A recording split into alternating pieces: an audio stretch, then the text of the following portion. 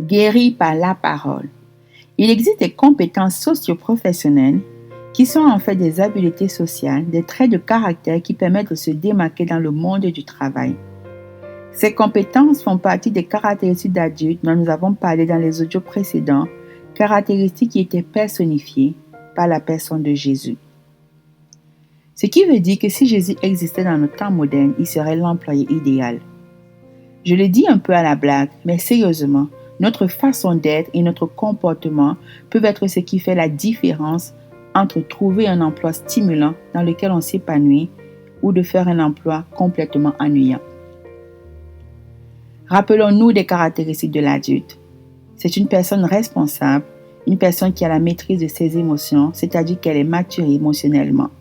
C'est une personne persévérante qui est capable d'établir des objectifs et établir des priorités. C'est une personne capable de s'auto-évaluer. Ces traits de personnalité s'acquièrent souvent dans l'enfance et résultent d'un environnement familial sain et équilibré, mais aussi d'un environnement dans lequel les personnes en autorité avaient de bonnes compétences parentales. Dans un tel environnement, en fait, les parents savent identifier les forces de leurs enfants et les encourager à les développer. L'enfant grandit dans un climat serein, dans lequel des valeurs comme la responsabilité, la maîtrise de soi ou la communication positive sont transmises. Les enfants sont encouragés à persévérer même quand les choses semblent difficiles. L'enfant peut exprimer ses pensées, ses émotions, et cela sans craindre que ce qu'il exprime soit minimisé ou méprisé. L'enfant est respecté dans son apprentissage et l'adulte le conduit tout en douceur vers la maturité. Or, un tel environnement donne des enfants qui ont une bonne estime de soi, une bonne connaissance de soi. Et cette connaissance de soi est basée sur des valeurs telles que l'amour, le renforcement positif, la valorisation, l'empathie.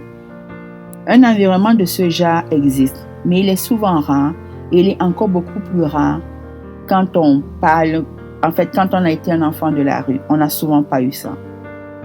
Mais il est difficile par contre de développer des compétences socio-professionnelles quand on n'a pas connu ce genre d'environnement. Et c'est là que toute l'importance de la personne de Jésus prend son sens. Parce que non seulement il est l'adulte par excellence, mais il est aussi une des solutions, en tout cas d'après nous, la meilleure solution pouvant permettre en fait de combler les lacunes d'un milieu de vie non facilitant connu dans l'enfance. Mais comment concrètement se manifeste cette solution? Je crois que c'est la question qu'on pourrait tous se poser. Au commencement était la parole. Rien n'a été fait sans elle et tout a été fait par elle. Pourquoi parle-t-on de la parole? La majorité des interventions des organismes communautaires est basée sur la parole. On parle pour encourager, pour motiver, pour soutenir. On fait de l'écoute active avec la parole. On parle pour mieux se connaître, pour découvrir ses compétences, pour partager ses passions, pour découvrir son identité et par l'occasion rehausser sa confiance en soi. Cet ensemble de paroles est basé sur des recherches en sociologie, en psychologie, sur des coachs de vie, des conférenciers qui ont tous trouvé, d'après eux, en fait, la clé ou une des clés du succès et ils voudraient bien partager en fait ces clés de succès avec nous. Les intervenants utilisent des mots pour orienter un bénéficiaire vers le chemin qui pourrait le mener vers l'épanouissement, tout dépendant de l'objectif de l'intervention. Dans notre organisme Fonds d'entraide et de solidarité internationale FESI, on utilise également la parole, mais en y ajoutant une plus-value. On s'est dit que tant qu'à utiliser la parole, autant mieux le faire selon la première personne qui a utilisé la parole pour guérir l'âme. Au commencement était la parole était avec Dieu, la parole était Dieu, la parole est Jésus. Rien de ce qui a été fait n'a été fait sans elle et tout a été fait par elle. Mais comment la parole peut-elle guérir une âme? Comment cette parole avec Jésus comme plus-value peut-elle combler les lacunes d'un milieu de vie non facilitant?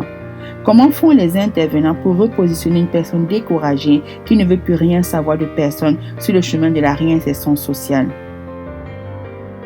En faisant tout simplement ressortir le positif en cette personne et en faisant en sorte que la personne répète ce positif jusqu'à ce qu'elle finisse par y croire.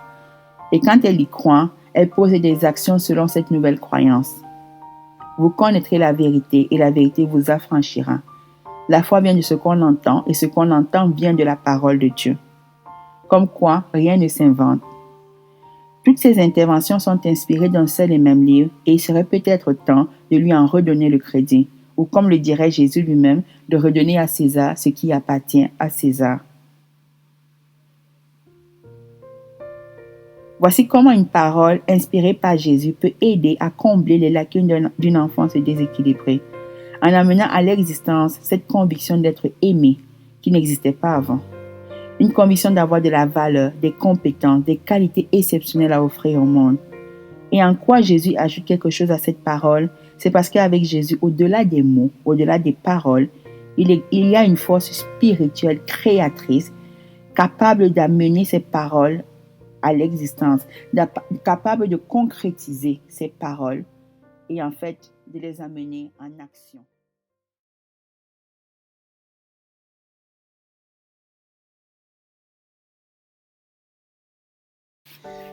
Ceci conclut cette série qui avait pour but premièrement de présenter quelques caractéristiques à développer quand on est dans ce voyage, quand on entreprend ce voyage pour reprendre sa vie en main. Ce voyage vers l'épanouissement de soi, vers la transformation intérieure, vers la guérison intérieure. Ce voyage en fait où on veut développer des outils pour accomplir ses objectifs. Cette série avait non seulement pour but de présenter ces quelques caractéristiques, mais aussi de présenter un outil qui pourrait justement nous aider à atteindre la finalité de ce voyage. Un outil auquel on ne pense pas toujours, surtout quand on parle d'accomplir ses objectifs, de développer ses compétences.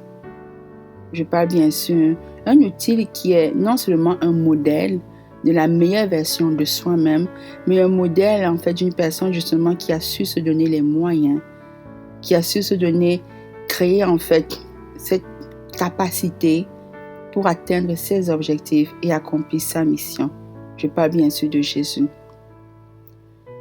Si vous avez l'esprit ouvert et vous vous dites pourquoi pas? Pourquoi ça ne serait pas possible? Ou en fait, comment en fait je pourrais moi bénéficier de cet enseignement ou de ce modèle qu'est Jésus?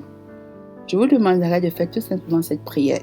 Et c'est une prière où en fait vous dites Jésus, montre-moi que tu peux être non seulement cette meilleure version de soi-même, mais aussi que tu peux moi m'aider à le devenir et accomplir mes objectifs. Montre-le-moi, que je puisse le voir.